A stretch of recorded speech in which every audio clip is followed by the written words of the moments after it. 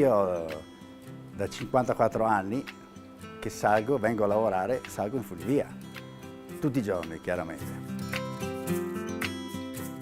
Questo è un posto particolare, anzi stupendo, perché io l'ho sempre vissuta da giovane e di conseguenza la porto dentro nel cuore, insomma, ecco, la mia vita è qua.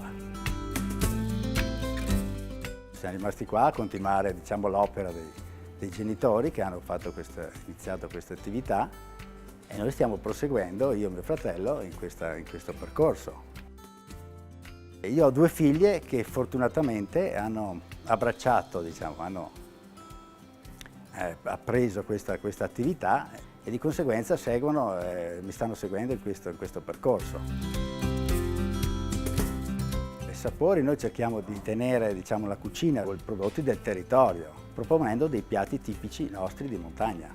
È difficile trovare il prodotto giusto e anche al prezzo giusto, perché ovviamente i prodotti di nicchia si ricercano e costano ovviamente maggiormente che nei supermercati o nelle attività varie di commercio. Però è fondamentale creare dei piatti con dei prodotti proprio qua, del Baldo. Questo è importante.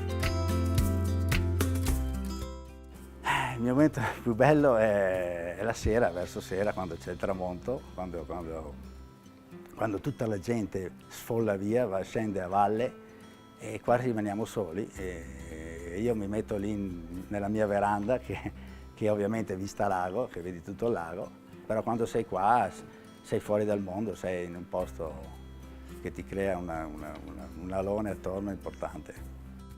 Io sono un uomo fortunato, fortunatissimo, direi, con 4 S anche.